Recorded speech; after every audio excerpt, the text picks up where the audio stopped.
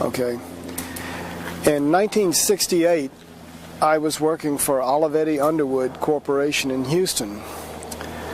By 1969, I had become the #1 salesman in the United States. My father-in-law was involved in export-import and advised me that the British pound sterling was going to be changed to a decimal 10 system, and this would require a great need for used American business machines in England. So I flew to London in 1969 and set up a business to sell used machines in England. Eventually this led into Scandinavia, and I ended up in Stockholm, Sweden, working for Olivetti, or we should say Svenska Olivetti, in Stockholm, Sweden. The police chief of Stockholm secured me a work permit because I had certain knowledge of equipment in the United States that had not been introduced into Sweden, and they needed someone in Stockholm to instruct and sell this equipment. Therefore, I ended up with this work permit from the police chief. And over a period of time, I became quite successful in selling used business machines in Stockholm. Eventually, the CIA, or someone claiming to be with the CIA, contacted me and explained that much of the equipment was ending up in the hands of the Soviet Union and their satellite countries such as Poland, East Germany, and Czechoslovakia. They asked me to continue to sell my equipment and even helped me acquire certain equipment that they thought would be of some technical value to the Soviet bloc. Basically what this was a reverse sting to identify the people that were buying the equipment, and we were trying to put a trace on the equipment, see where it actually ended up. This went on for about 6 months, and eventually the CIA explained to me that I should leave because many people that were my customers were reporting that I was working for the U.S. government in more or less a reverse sting operation for technology transfer. I closed the office down and moved back to the United States and continued working for Olivetti Underwood Corporation.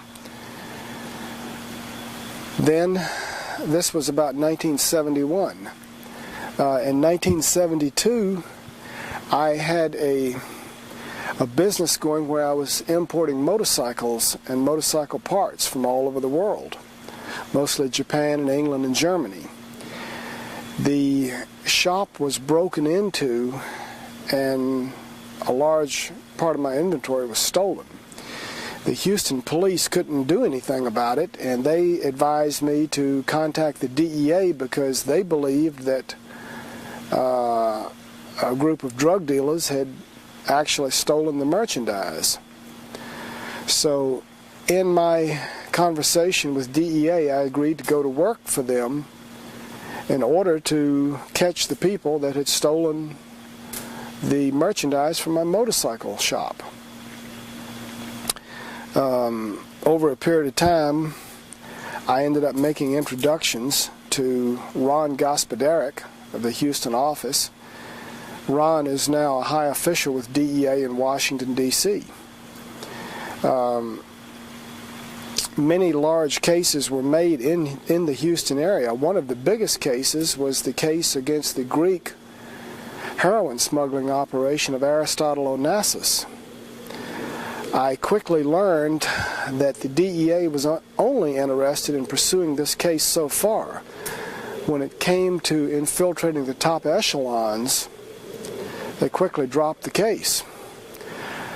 Me being a young man, believing in my country, believing that I was doing the right thing, believing that I was helping the people of America stay away from illegal drugs, This really confused and confounded me.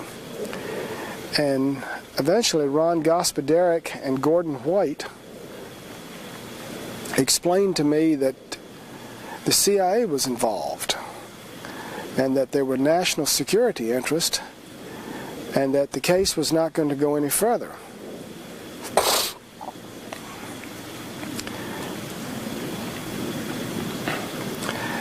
After this case was finished, the DEA sent me into Mexico, they sent me into West Texas, they sent me all over the United States. And in particular, I was involved in going into Mexico and breaking up large-scale heroin smuggling operations. There were too many of them to name. None of them were of any great significance, but the significant point is that I was working for the DEA, I was being paid, and I was an undercover agent. At one point, they advised me to become a pilot so that I could infiltrate certain drug gangs better. They paid for my training, they paid for my pilot's license, and then eventually, by about 1978, they sent me to the FAA Academy in Oklahoma City. Bill Collar, high-level agent for the DEA, trained me in DEA aircraft how to make soft field and short field landings, and trained me for ocean survival and jungle survival in case I was forced down or had to crash.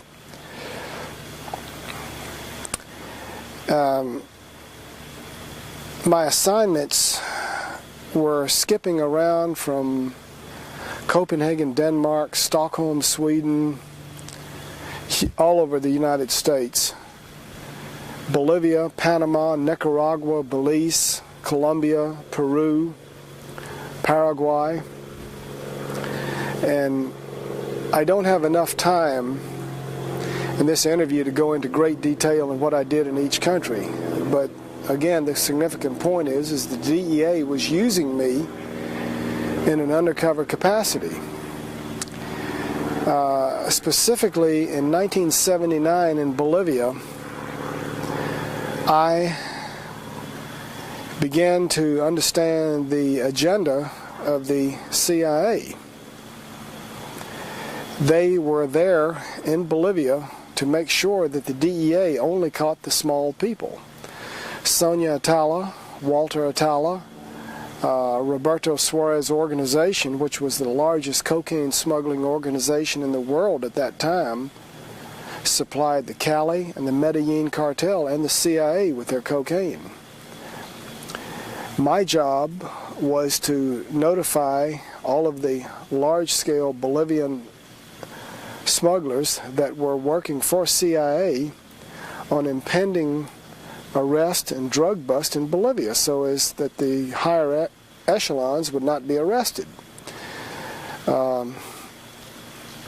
In particular, the Roberto Suarez organization was a protected organization. I was advised about Mike Levine operating out of Buenos Aires as the station chief for DEA.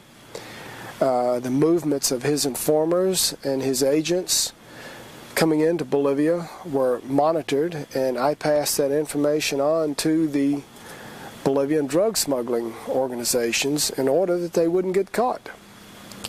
The CIA eventually started shipping large-scale, well, in fact, tons of cocaine into Panama, into Tucumán Airport.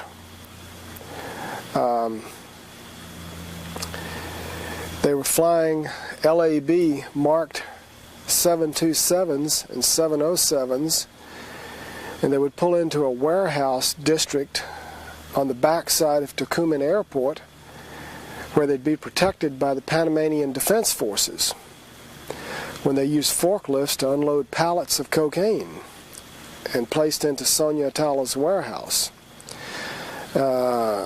Sonia Atala also had another company on the Atlantic side of Panama in the Colón Free Trade Zone.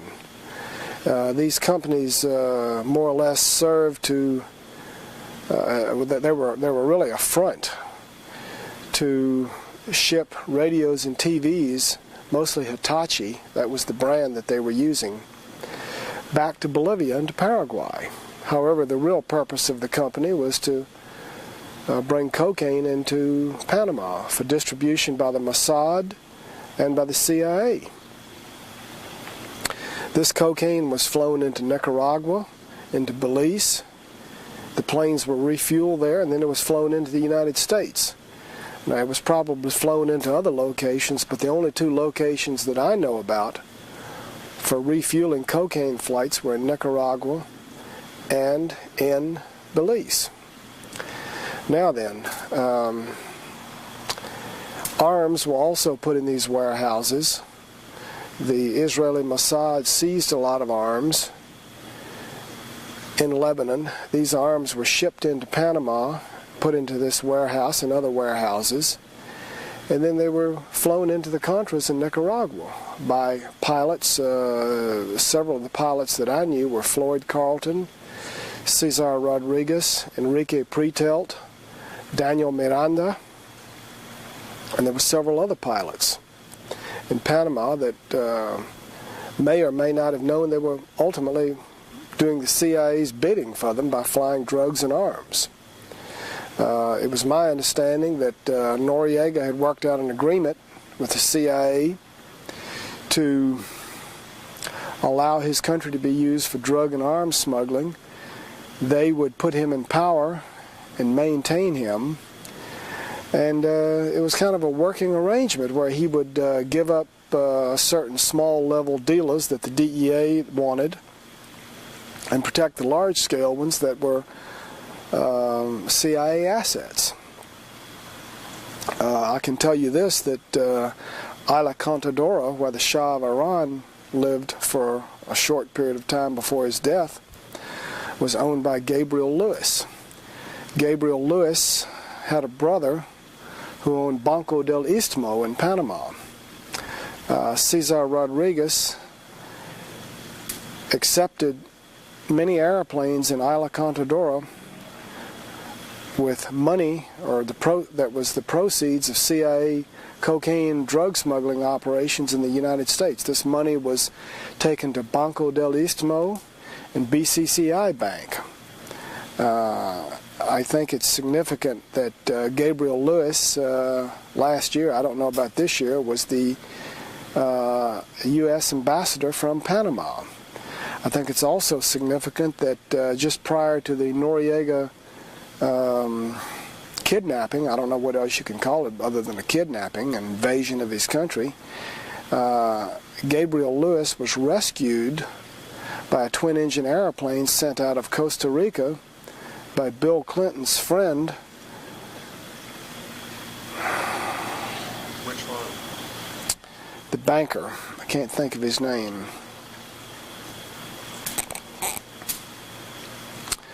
I'll come back to it later. I can't think of the banker's name, but it's also significant that I had flown money out of Arkansas and eastern Arkansas, just west of Memphis, and near a little town called Mariana.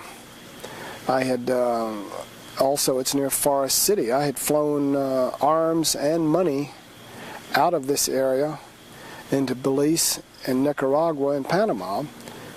And at one instance, I picked up a load of cocaine out of this warehouse in Panama and flew it on a plane that was provided to me by the DEA out of Panama, and I flew it into this airstrip. A DEA agent out of Memphis met me. The airport was protected by an Arkansas State police officer, and I must admit, I don't know what happened to the cocaine. I was not involved in selling it in the United States. My job was to get it delivered from Panama and to stop and have it refueled in Belize. The northwestern part of the country of Belize was not a very good location for Coca-Cola Minute Maid to buy almost 20% of the country of Belize, ostensibly to raise citrus fruit because of the U.S. freezes. But anyway, this land was bought. It had no outlet to the sea. This land was used for airstrips for refueling arms and drug flights, and it was also used to train Contras. And when this load of cocaine I flew out of Panama came into Belize, people that I believe were CIA assets refueled me. Also, when I flew arms out of Louisiana and Texas and Arkansas, I would land in Belize in the northwestern part and either continue on after being refueled or give the plane over to another pilot. What types of planes?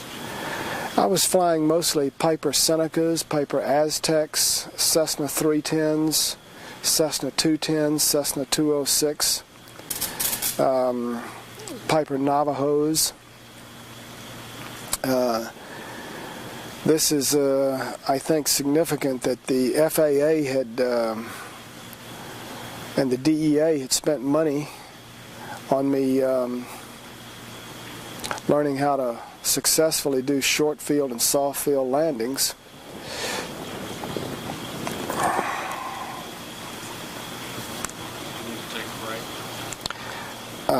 Yeah. Let me take a break. Can I just take this off? All the creatures' comforts of home. Okay. Jackson Stevens, one of Bill Clinton's friends, was instrumental in securing a twin-engine aircraft to rescue Gabriel Lewis just prior to the invasion of Panama. This plane, I believe, belonged to United Fruit Company. Now, I never met Jackson Stevens, but the interesting thing was that the cocaine that I flew into Arkansas and the money and the arms that I flew out went into Gabriel Lewis's brother's bank, Banco del Istmo, and it went through BCCI. The U.S. attorney from the District of New York expressed some interest in me explaining how this money laundering was done, but nothing ever came of it. Cesar Rodriguez, the pilot and the friend of Noriega, had cleared a lot of airplanes full of money through Isla Contadora. Also, Cesar Rodriguez and I were such good friends that we realized that at some point we could become expendable. So we began gathering information, and I was giving it to my Swedish girlfriend from Stockholm, and she was putting it in a safety deposit box in Berlin, Germany. This information included a lot of the locations where they were flying arms and drugs and money throughout Central America, throughout Arkansas, Texas, Louisiana, the names of banks. It even had tape recordings of Noriega talking to CIA officials about drug smuggling and arms smuggling. We believed that at some point, if they ever tried to make a move against us, that we could, in fact, take that information and use it against them to secure our freedom. Over a period of time, I began to wonder what the real agenda of the United States government was. At first, I believed that there was a war on drugs, that they were trying to stop drugs and protect the people. Then the next excuse was, well, we need to defeat the communists. They're in Central America. You need to go in and pose as a drug smuggler and find out about arms shipments, Cuban advisors, Russian advisors. And, of course, my cover was that I was a drug smuggler. No one else, other than a drug smuggler, could safely travel around Central America without being suspected of working for the CIA or the U.S. government. This information that I had gathered also, well, let me say it in a different way. Over a period of time, traveling all over the world and having the ability to speak 5 languages, I read newspapers from Northern Europe, and also from Spain and from Latin America. And I realized that the U.S. was not the bastion of freedom that we had grown to believe it was. I learned that many of the devious things that the Soviet Union did, we also did. And it was common knowledge in 1979 in Europe that the U.S. military-industrial complex was unnecessary, that the Russians would fall apart, literally would implode, if they were left alone. That this Reagan and Carter election was a sham on the American people on Reagan's part, because the military-industrial complex didn't need to be built up. The Russian people didn't believe in the system. They didn't have enough to eat. They didn't believe Pravda. And again, it was common knowledge in Northern Europe that within 10 years the Russian system would fail. Over a period of time, I began to question what I was doing, and I wanted out. My Swedish girlfriend convinced me to stop working for the DEA and the CIA, to take up Swedish citizenship, and to completely cease and desist from all U.S. activity and never come back into the U.S. again. I went to my CIA contacts in Panama and explained to them that I wanted out. They protested and told me that I couldn't get out, that I knew too much, that I was too valuable, that I'd made too many connections all over the Americas. And when I insisted, they finally gave in. What's interesting is approximately 3 weeks later, I learned from the Aspen police, who were my friends, that there were people on my land with high-powered rifles that didn't appear to be hunters, and that they were watching my house. I figured there was a hit out on me, so I left. I flew to Houston in one of my private airplanes. I went to my ex-wife's house and told her that I was going to be leaving the country and moving to Sweden, and I said goodbye to my daughter. When I stepped out of the house and walked down the street, I was surrounded by plainclothes people driving Pontiac Firebirds and Chevrolet Camaros, and I didn't know who they were, so I started running. They chased me. A helicopter came after me. I eventually ran in an abandoned building that was under construction, and while I could see the helicopter lights on one end of the building, I ran out the other building and ran through a bayou and a field and escaped these people. I heard them say, "Don't shoot him in the back." Okay. Later that night, some people came to my ex-wife's house and told her that they were DEA agents and that they had an arrest warrant for me. She allowed them to search the house and the garage, and they left.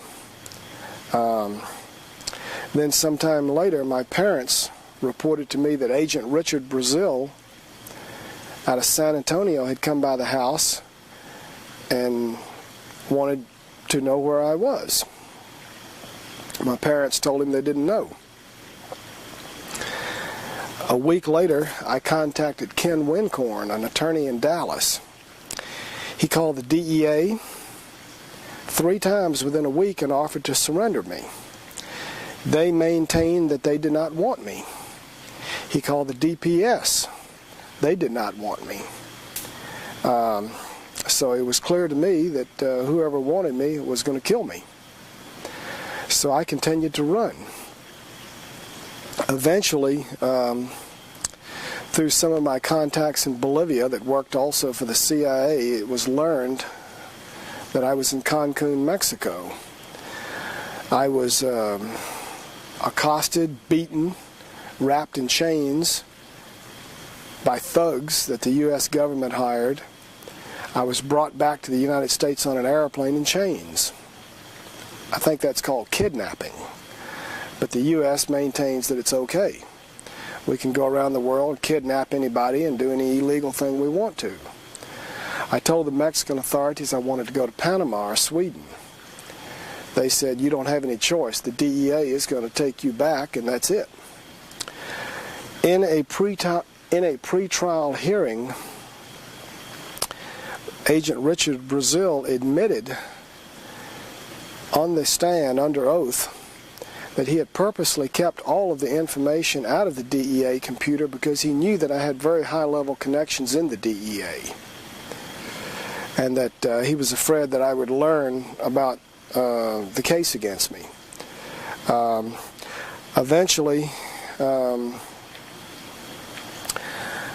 I learned that other DEA officials had also been arrested, and that other CIA contacts that I had flown drugs and arms with and money had been murdered.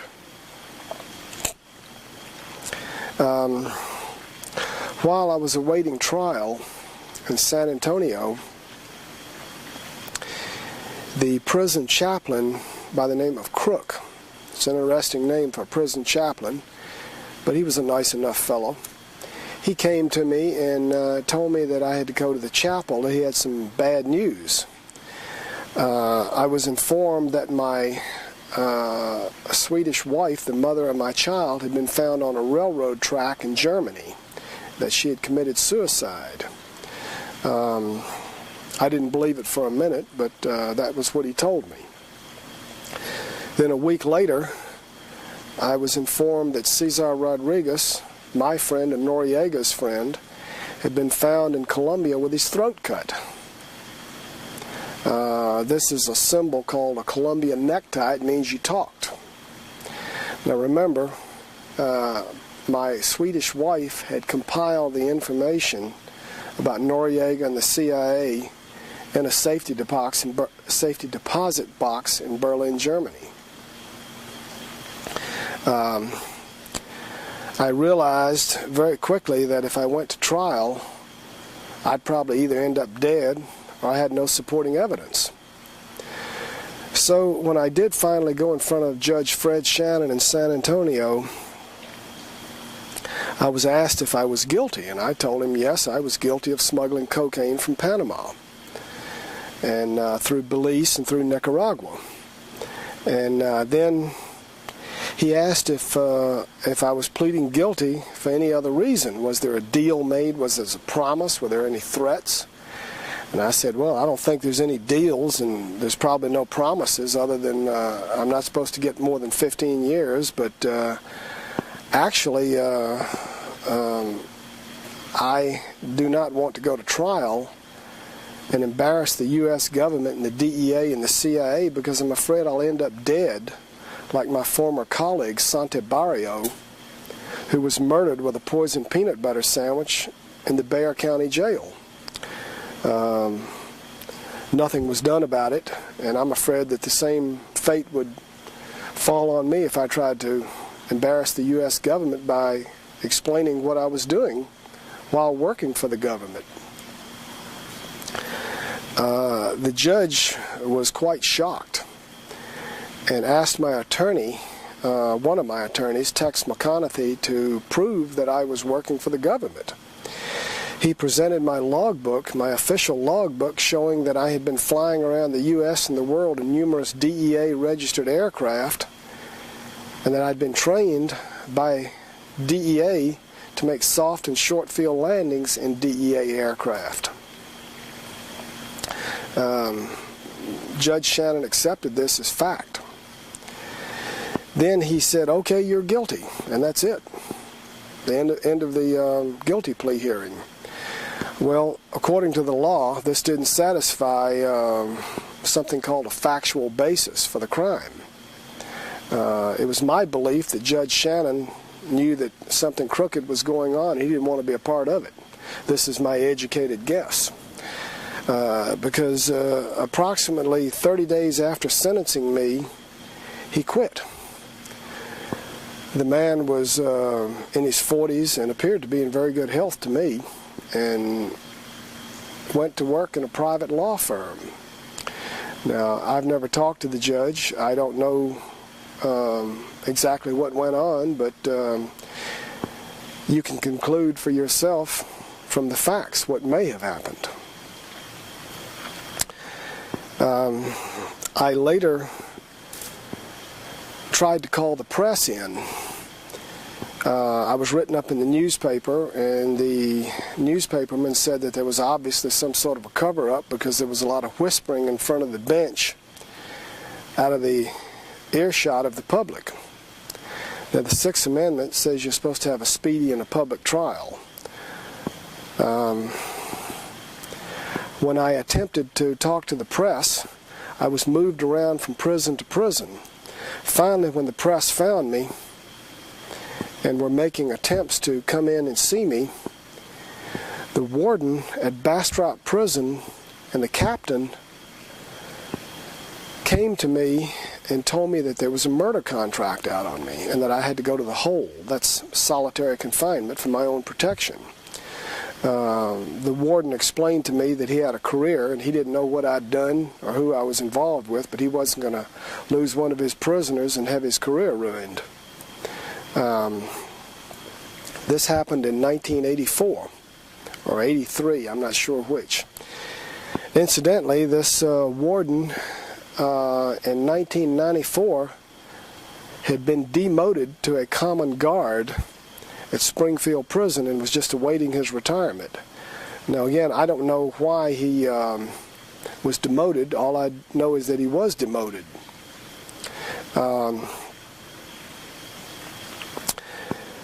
Later,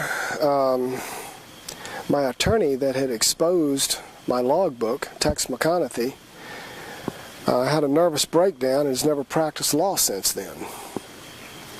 I don't know why he had the nervous breakdown. All I know is the facts that he did have one, and he's not practiced law. Incidentally, I stayed in the hole for 90 days, and then I was let out of the hole and went back in front of a different judge, Hippolito Garcia, and I was offered a chance to have a new trial or plead guilty. Having no information, having my family threatened with murder, having my body put in a hole for 90 days, I decided that the best thing to do would be plead guilty a second time and not make any waves. When you're not allowed to make bond, when all your documents, all your information is destroyed, and when your life's on the line, you don't put up a very good fight in court.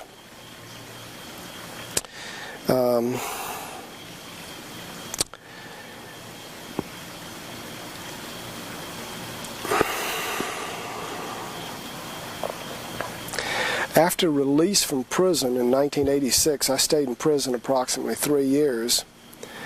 I was coming up on my 5-year date of being out of prison without being arrested. Normally, you should get off a federal parole if you've been 5 years without being arrested or violating your parole. Because of my criminal record, I was unable to secure meaningful employment, so I was washing airplanes as a living. I phoned my parole officer, a Mrs. Barron out of Arlington, and told her secretary that I was going to Austin. Her secretary advised me to come in and get a permit. I was remiss, and I didn't go in and get the permit. I went to Austin anyway. While down there and while washing planes, I was approached by Robert Nestor for the Department of Public Safety air smuggling detail.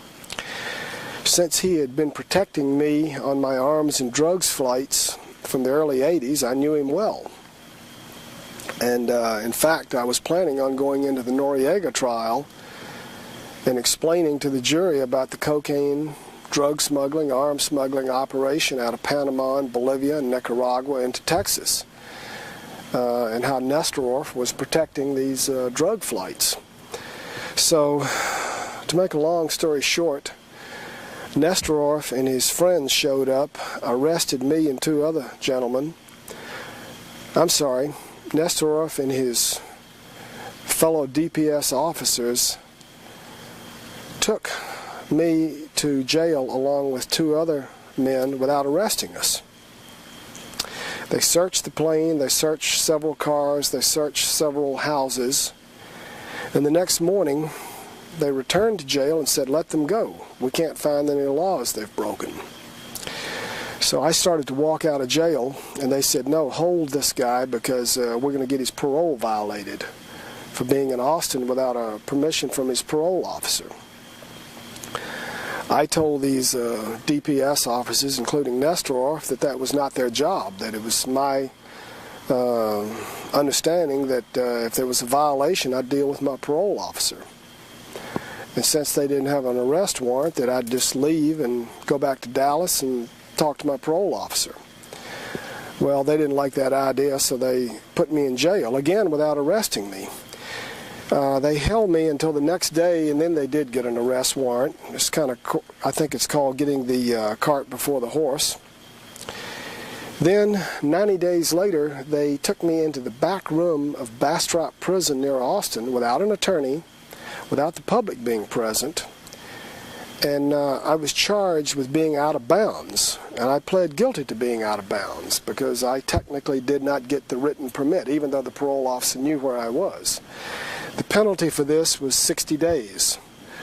When I left the room, I kind of felt that these parole commissioners were up to something. 5 minutes later, when I came back, they told me they had made up an additional charge of smuggling drugs in a conspiracy utilizing my flying ability, and that this activity was similar to my previous activity, and instead of 60 days with good time, I should get 20 months with no good time. I protested that, and I have it on tape, that Nesterov was a liar, a drug smuggler, and that he was getting to me to keep me from testifying in the Noriega trial. They said that that didn't matter to them. Later, I appealed this conviction, and I asked for the specific drug that I was smuggling, the country I was smuggling it from, to, and through. I asked for the names of the co-conspirators. I asked for the specific airplane, and I wanted to know when I did it. The parole commission said that my conviction was affirmed because I failed to convince them in my appeal that I was not doing what I was accused of. Now, I'm not a rocket scientist, but this seemed like to me it was an Orwellian thought crime. I don't know what else it could be. At this point, I wrote a lot of information about the drug and arms flights that I had made and that I knew about, and about the political involvement of CIA and Noriega in drug smuggling, the Bolivian Paraguayan connection. And I wrote it and I gave it to a trustee who said he could smuggle it out of prison and mail it from a post office box on a golf course where he worked as a cleanup man. Apparently this letter did arrive to Joe Miranda in Austin, Texas. I called Joe on the monitored prison phone and learned that he had received the letter. And in discussing it, I think Frank Rubino, Noriega's lawyer, came up. That was who he was supposed to turn this information over to, and also the press. Shortly thereafter, the police, I think it was the DEA, raided Joe Miranda's house with a search warrant. No drugs, no money was found. No evidence of drug smuggling was found, but these papers were taken. Later, Joe was charged in a dry conspiracy to sell drugs or smuggle drugs, I'm not sure which. He hired Dick DeGuerin out of Houston, who defended David Koresh and some of the cult members. Dick DeGuerin filed motions, pretrial discovery motions, to get these papers returned. They were never returned, and the case against Joe Miranda was dismissed. Then I was sent to the Springfield prison in Missouri. This is the mental prison and the hospital for federal prisoners. While there, under protest, I was given a forensic evaluation. Forensic means medicine and law. I had, in one of the dirty jails somewhere or another, I had contacted TB. And I was taking prophylactic medicine to prevent the onset of TB. While en route from Springfield back to Montgomery, Alabama for a competency hearing, I was taking my TB medicine in a small county jail. The elderly black nurse turned her back, and I stole my forensic evaluation out of my medical jacket. It clearly stated on it, "No psychosis found." It was signed by the chief of the department at Springfield. I mailed this to author Rodney Stitch, who wrote about me in Defrauding America. Then when I got to Alabama, I was again ordered to undergo a second psychiatric examination by Dr. Guy Renfro. I protested, but had no choice in the matter. And so he gave me about an hour and a half worth of examination. And then I was taken into court. My court-appointed attorney was obviously on the government side and was going to sell me out, so I told him to sit down and shut up and I would conduct my own hearing. I asked Judge Thompson if this would be permitted, and he agreed. In questioning Dr. Renfro, I proved that he had contacted Dr. Murad in Springfield and had discussed my case with him. I asked the doctor, Dr. Guy Renfro, several questions. Number one, I asked him, would it have been more scientific if he had started fresh and found his own results rather than contacting the previous doctor? He admitted it.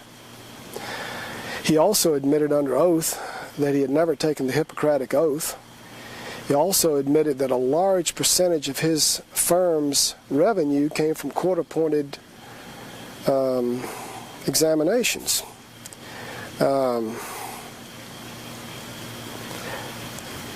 I thought that I had done a good job. Everyone else in the court thought I had done a good job, and I don't think there was anyone in attendance who really believed that I was insane. However, Judge Thompson agreed with both the psychiatrists that I was insane and sent me back to Springfield for a 120-day restoration to competency.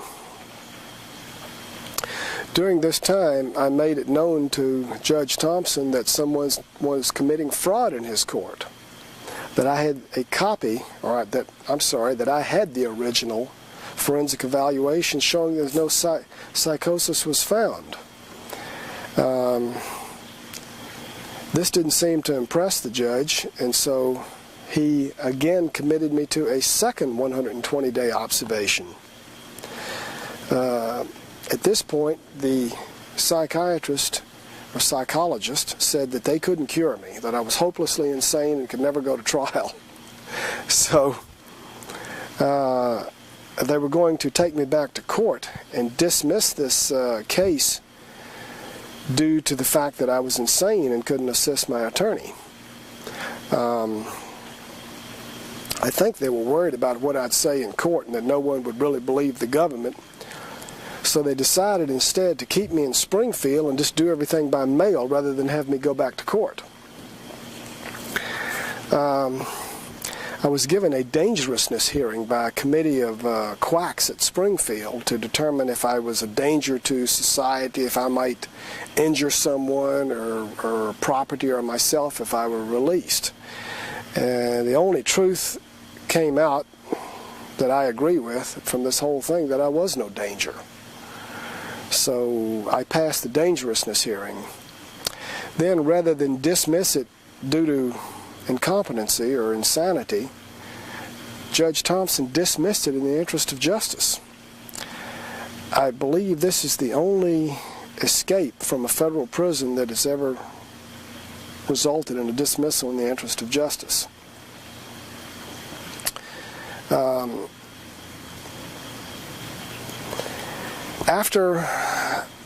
Just prior to getting out of prison, there was an article on the front page of the Wall Street Journal about a huge cocaine smuggling operation with Rodney Matthews. Apparently these fellows were flying cocaine when the AWACS radar was not up. And it was suspected that they were being tipped off by someone in Customs.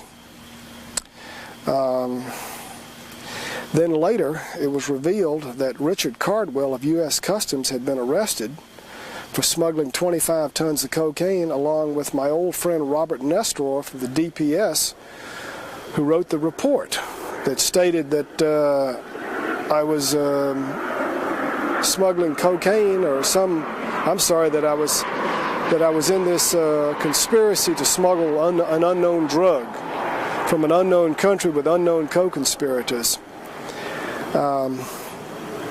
Seems that Nestoroff had perjured himself in federal court and also been involved in smuggling 25 tons of cocaine. I brought this to the attention of the U.S. Parole Commission in the form of an appeal, explaining that I thought that I should have a new hearing based on the fact that I had never been arrested and that Nestoroff was now being charged with this horrible crime of 25 tons of cocaine, perjury in federal court, and subverting the AWACS radar plane, and that the pilot, Rodney Matthews, was claiming that it was a CIA cocaine smuggling operation. Well, the Parole Commission, in their infinite wisdom, decided that I deserve no new hearing. Basically, it sounds like to me, Nestoroff lies and they swear by it. I don't know what else you can call it. So currently I'm under federal parole. I can't travel out of the Northern District of Texas. I have to submit all of these reports about my purchases of anything over $500, and I have to submit myself to the scrutiny of the parole officer.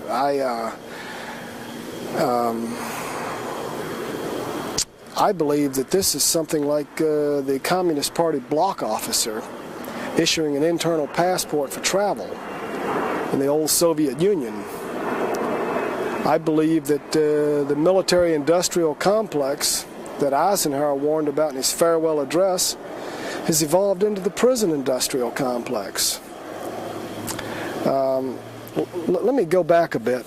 Ron Gospodarek and Gordon White and my CIA contact in Stockholm, Axel Anderson, George Phillips out of Panama, all concluded that dope is money and that money is power. And they really didn't care if the American public took dope. In fact, they encouraged it for certain people because it kept them pacified and kept them from revolting, especially poor people in ghettos that are disadvantaged. The thing that concerned them was that the wrong people would make money off of it. And if any money was to be made, the U.S. government was going to make the money and control it. I, at one time, believed that the cocaine that I smuggled into the United States would be sold to buy arms. The arms would be used to defeat the Sandinistas.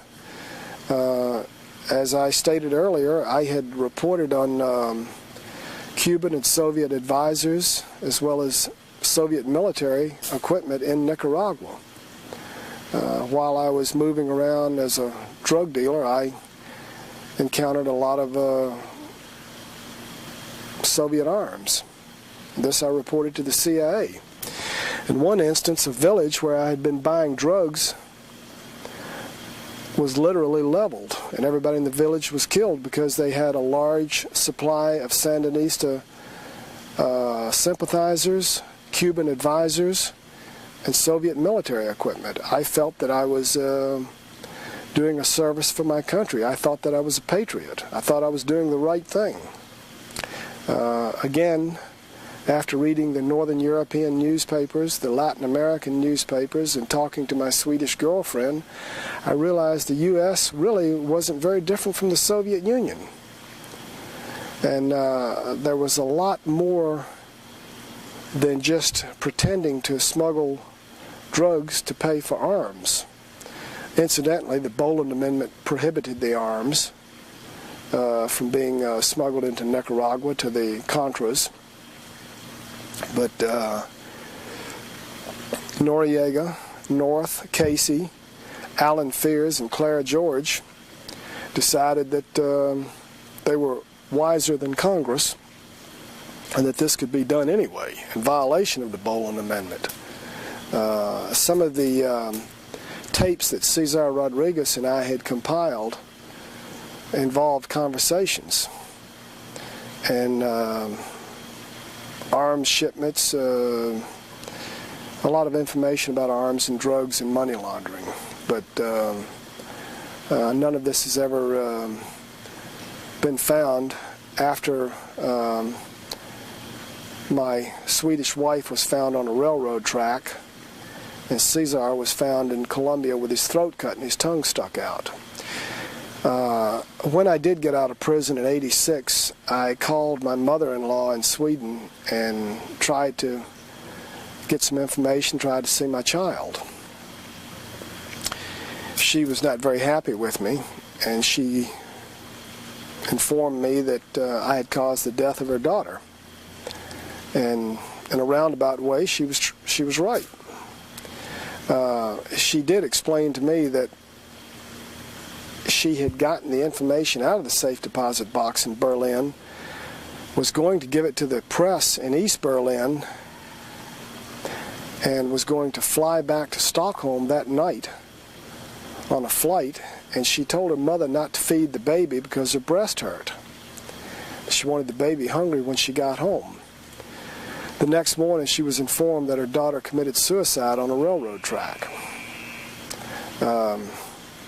I wasn't there. I don't know what happened. I don't know the whole story, but I think the people can figure it out for themselves. One other thing I'd like to mention is at one point I had gone into Paraguay with a very beautiful Bolivian girl that was Miss Bolivia as my date. This was in August. This is their coolest month in Asuncion, and they have a lot of Germans, a lot of people from all over the world that come in there for a festival. And at this festival, the president's son, Alfredo Stroessner's son, wanted to dance with this girl. She explained that it would be rude for her to leave the table by herself because she'd come with an escort, so I was invited to President Stroessner's table so that his son could romance my date. There I met Anastasio Somoza, the deposed dictator of Nicaragua. We exchanged small talk, and then sometime later I realized that the people of Paraguay, at the airport especially, thought that I must be somebody important, and that my gas tank of my airplane was filled free, my airplane was washed, and people sought my opinion on matters of which I knew nothing. In Latin America, if you know someone important, you're a desirable guest, and they would like to make your acquaintance. I reported this back to Cesar Rodriguez in Panama. He then offered me $1 million to take a high-powered rifle and assassinate Anastasio Somoza. I reported this to the CIA. They doubled the guard on Somoza, and I played along with Caesar, telling him that I would try to do it. Eventually, I told him that I just couldn't get close enough, and I just couldn't do it to get somebody else. This was just to buy time. While I was in Panama, I read in the newspaper that some people had taken a bazooka and blown the top off of his Mercedes-Benz in a well-placed shot, and then come in and machine gun the inside of the car.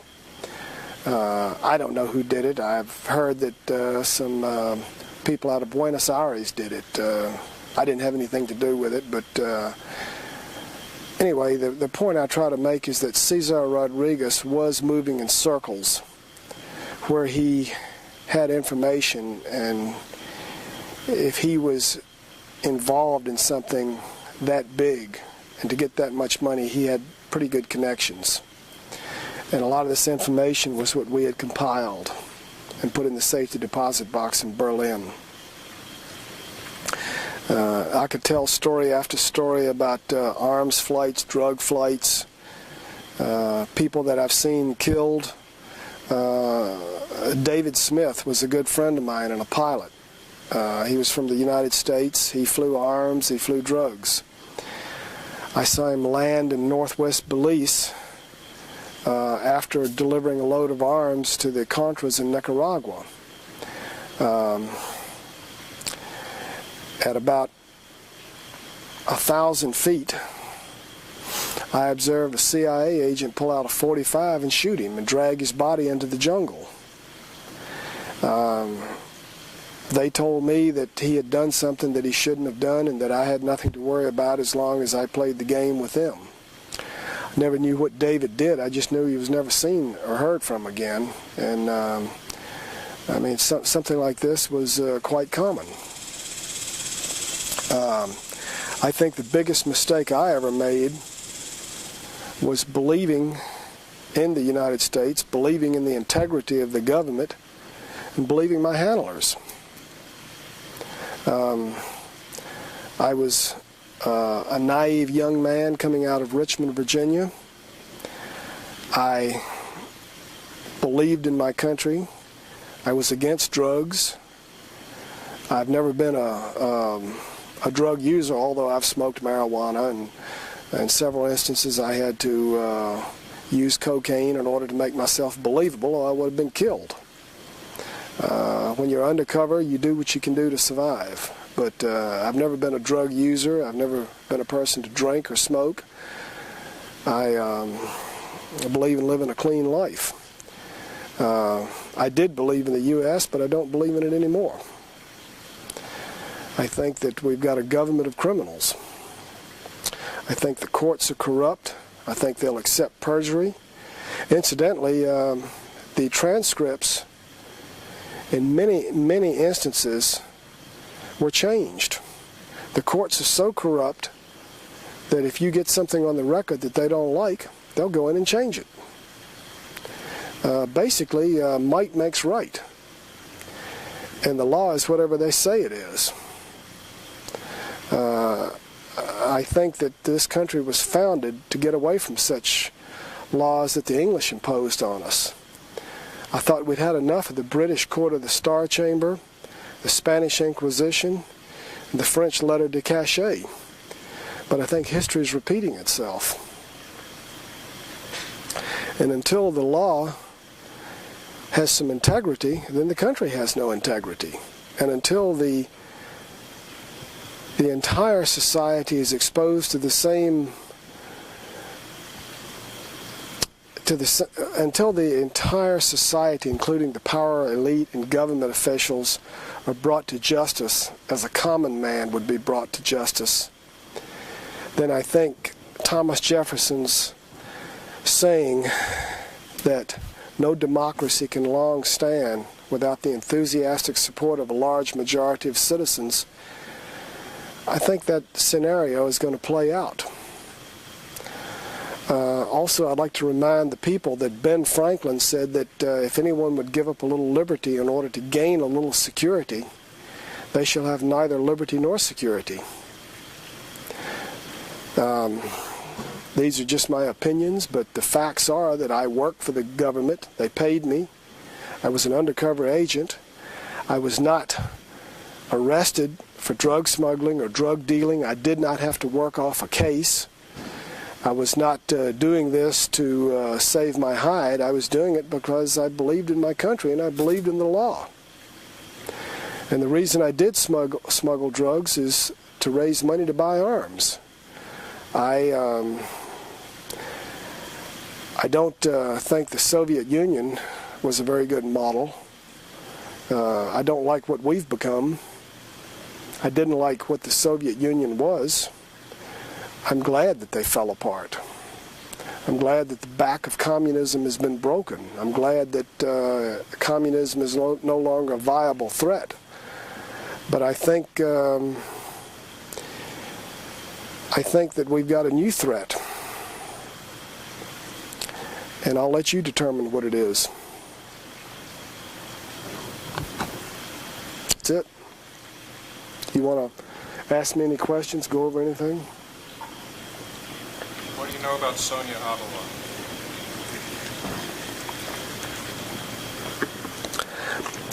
Atala? Sonia Atala and Walter Atala were working with the Roberto Suarez organization. They were supplying the Medellin and the Cali cartel with cocaine and the CIA. In Bolivia, the police would hang around the airport and catch hippies trying to smuggle an ounce out hidden in their boot or in their underwear.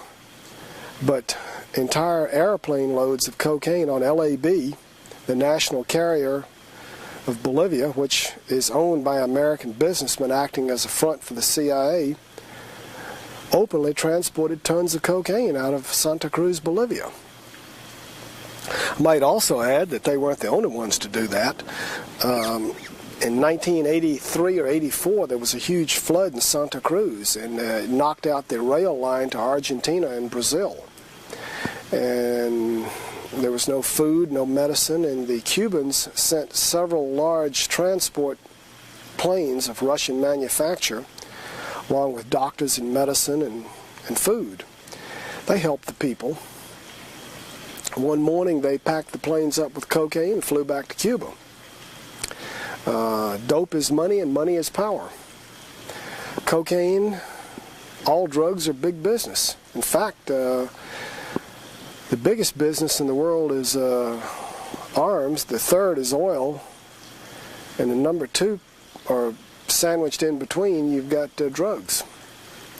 The U.S. is not going to idly stand by and not make money off of it. I also believe that, well, let me say this. Tacitus in ancient Rome said that the more corrupt the empire, the more numerous the laws. I believe that the war on drugs and many other laws are there so that people will violate them, then get put into the prison industrial complex. Then the government can have them under parole or probation, have control of them, and destroy the Constitution. That's the agenda, that's the purpose. They really don't want to stop people from using drugs. They just want to destroy the Constitution and get everybody under control. And they want to pacify the people that might revolt. Poor people, as I understand it, about the only pleasure they may have is drugs. Now, I'm not a drug user. I don't advocate using drugs, but I think that if someone has no hope because they can't get a job, because they can't get an education, because they've been disenfranchised, because they can't participate in society, maybe the only good times they have are drugs. I don't know. I've been told this. I think it's possible. I think that alternatives to locking people up for drugs should be explored. I think that if a person is a drug abuser, the worst thing you can do is give him to a policeman. I think the most expensive thing is to give him to a policeman. And if I could vote, or if I had any say in the matter, I think a physician could handle it a lot better than a policeman.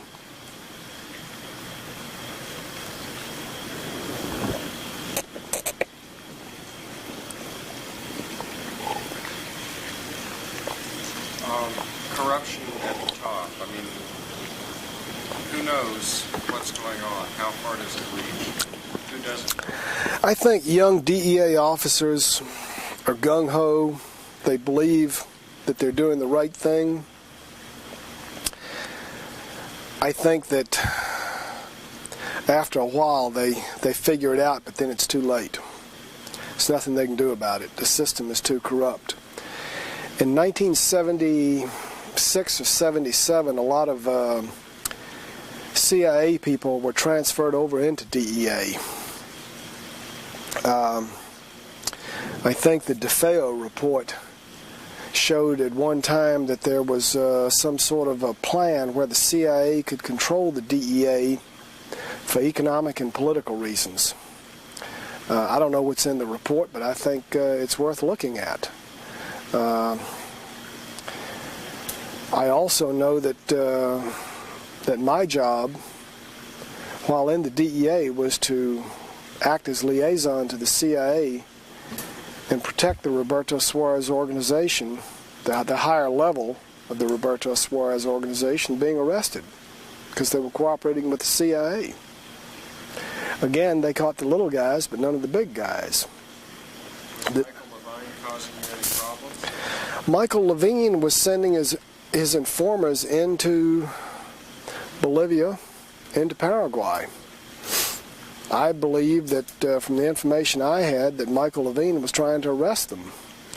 The CIA didn't want them arrested, and I warned people several times that his informers were trying to catch them, and they took evasive action. I was doing my job. So was Michael. Apparently he was.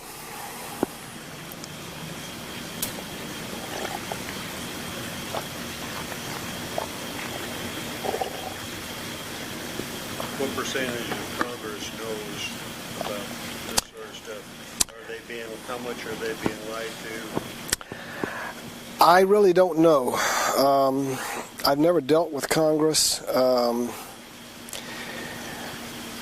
I really wouldn't want to venture an opinion over what percentage of them know. I think that most educated people in the United States that want to be informed should be able to figure it out. I don't think it takes a rocket scientist to figure it out. I think that many American citizens are like ostriches. They put their head in the sand and let the world go by. I don't think congressmen are quite in that category. So I think if they don't know, I think they should know. But they're probably making a lot of money off of it. And also, it's a very divisive issue. It allows the politicians to get on the bandstand and rant and rave and marginalize public opinion against a certain group of people. It gets votes, and I'm sorry to say this, I think the American public is poorly informed, and I'm afraid that the average American is not very well educated as compared to the rest of the world, and I think the power elite want it that way. Uneducated people that are working too hard, that don't have enough time to do anything, can be easily manipulated. Can be easily manipulated. So busy trying to make a living, they don't have time. Most people are so busy trying to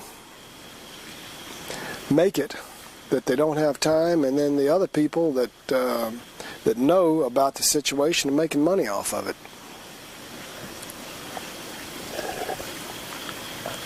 What do you personally know about Neenah, Arkansas?